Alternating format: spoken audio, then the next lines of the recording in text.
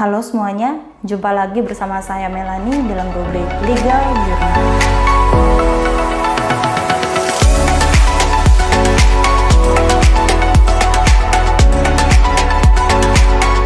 Jadi baru-baru ini di tanggal 29 Desember 2020, hari Selasa, Polda Metro Jaya telah menetapkan bahwa Gisel Anastasia alias GA dan pemeran pria berinisial MYD ditetapkan sebagai tersangka kasus video syur. Nah, Kabid Humas Polda Metro Jaya, Bapak Kombes Yusri Yunus, menyatakan kepada wartawan bahwa ancaman hukuman bagi si GA dan juga MYD adalah maksimal 12 tahun penjara.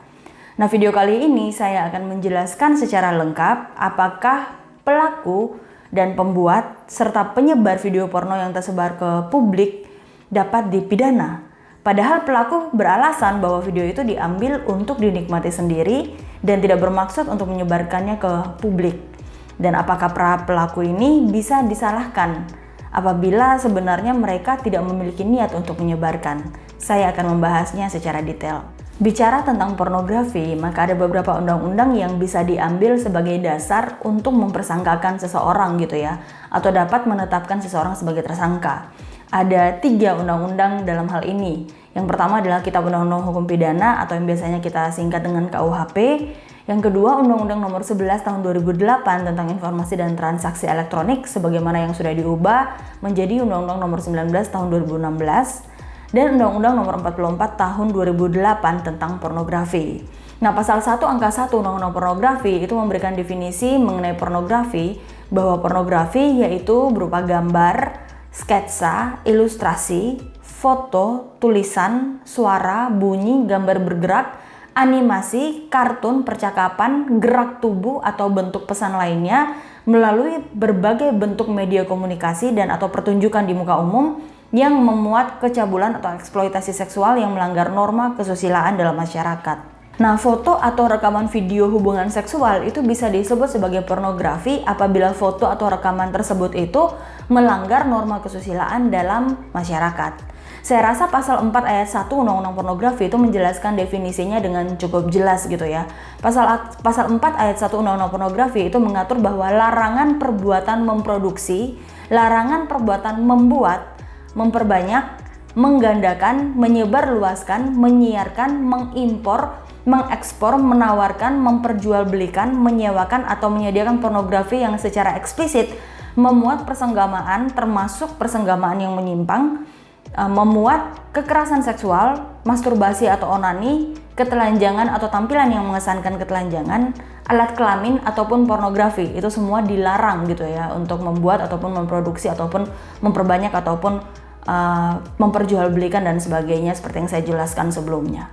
Tetapi di dalam pasal penjelasan gitu ya, jadi ada penjelasan pasal 4 ayat 1 Undang-Undang Pornografi itu dia menjelaskan bahwa yang dimaksud dengan membuat adalah tidak termasuk untuk dirinya sendiri dan kepentingan sendiri. Artinya bahwa membuat ini membuat rekaman atau membuat foto atau melakukan pengambilan gambar dan lain-lain untuk dirinya sendiri dan kepentingan sendiri itu tidak termasuk di dalam hal pornografi gitu ya. Nah, dalam hal ini mengenai rekaman atau foto pada saat berhubungan seks, maka sebenarnya pada saat itu si pria dan si wanita ini saling memberikan persetujuan. Jadi para pasangan yang melakukan hubungan ini memberikan persetujuan untuk melakukan perekaman video seksual mereka gitu ya, atau foto serta pengambilan gambar gitu ya.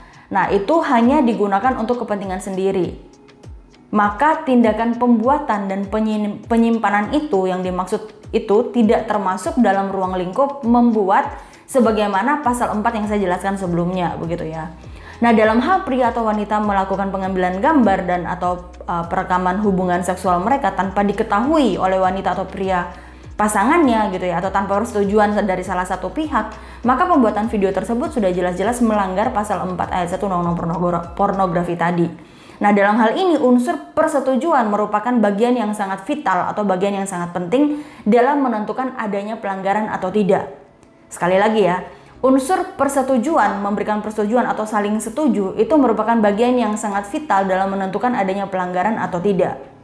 Jadi hal utama yang ditekankan dalam hal ini adalah apakah si wanita dan si pria ini pada saat melakukan perekaman atau pengambilan gambar telah mendapatkan atau telah memberikan persetujuan masing-masing atau tidak. Contoh gitu ya, katakan saja ternyata pembuatan foto atau video tersebut disetujui oleh para pihak, maka kemudian penyebaran oleh salah satu pihak dapat membuat pihak yang lain juga terjerat ketentuan pidana, sepanjang pihak itu tidak secara tegas memberikan larangan atas penyebarannya gitu atau untuk penyebarannya. Contoh realnya, seorang pria dan wanita sepakat atau saling memberikan persetujuan untuk pembuatan foto atau rekaman pornografi gitu ya. Kemudian si pria ini menyebarkan video porno itu. Tetapi wanita ini sebelumnya sudah memberikan pernyataan atau tidak memberikan pernyataan tegas untuk melarang pria menyebarkan atau mengungkap pornografi tersebut. Maka sebenarnya wanita ini juga dapat terjerat tindak pidana penyebaran pornografi atau dia ikut serta begitu ya. Tetapi apabila wanita ini sebelumnya telah memberikan pernyataan tegas bahwa ia setuju membuat pornografi itu, tetapi tidak mengizinkan pria ini untuk mengungkapkan atau menyebarkan pornografi tersebut, maka wanita memiliki posisi yang lebih kuat untuk tidak dipersalahkan sebagai turut serta penyebaran pornografi. Tapi akan jadi berbeda apabila si wanita atau si pria ini memang sejak awal tidak mengetahui, jadi salah satu dari mereka ini tidak mengetahui adanya pembuatan foto atau video pornografi itu gitu ya. Ataupun salah satu di antara mereka tidak memberikan persetujuan terhadap pembuatan pornografi tersebut.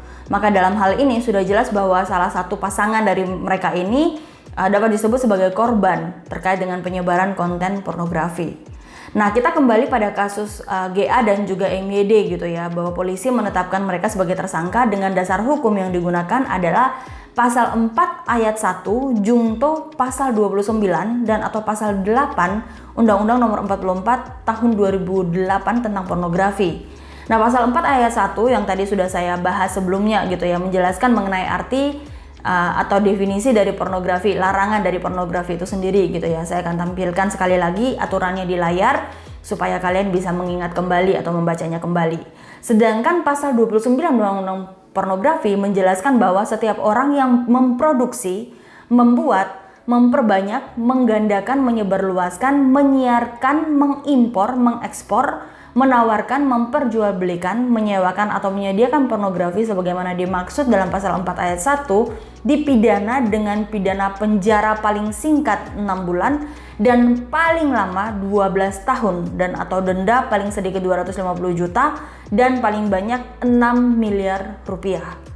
Nah, Pasal 8 Undang-Undang Pornografi itu mengatur bahwa setiap orang dilarang dengan sengaja atau atas persetujuan dirinya. Jadi setiap orang dilarang dengan sengaja atau atas persetujuan dirinya menjadi objek atau model yang mengandung muatan pornografi.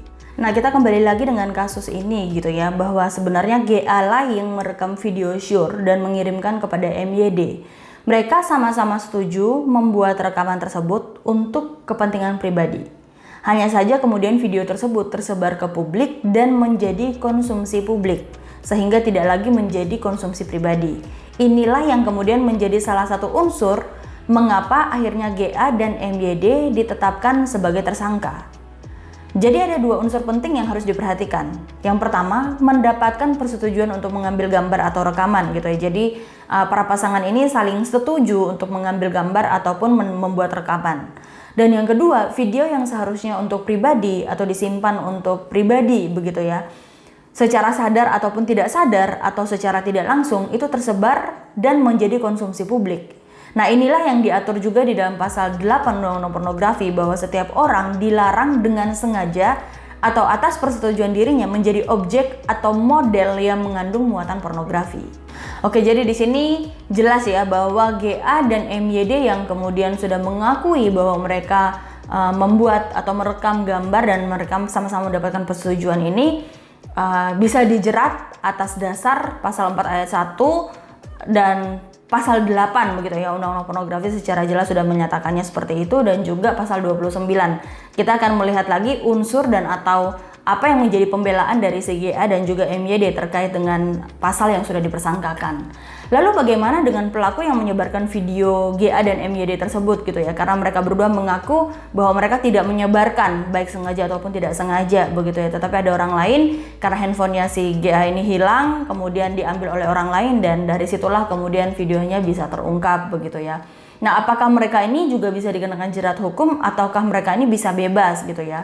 Di beberapa media dijelaskan bahwa setidaknya ada 3 akun sosial media Twitter yang menjadi pelaku atas penyebaran video tersebut. Nah, mereka ini dapat dipidana berdasarkan pasal 27 Undang-Undang ITE gitu ya. Pasal 27 ayat 1 Undang-Undang ITE itu menyatakan bahwa setiap orang dengan sengaja dan tanpa hak mendistribusikan dan atau mentransmisikan dan atau membuat dapat diaksesnya informasi elektronik dan atau dokumen elektronik yang memiliki muatan yang melanggar kesusilaan pasal 45 bisa dihukum atau bisa dipidana dengan pidana penjara paling lama 6 tahun dan atau denda paling banyak 1 miliar gitu ya. Jadi jawabannya adalah mereka tidak mungkin lolos gitu ya. Mereka juga pasti akan diusut dan kemudian akan dijadikan tersangka untuk diadili.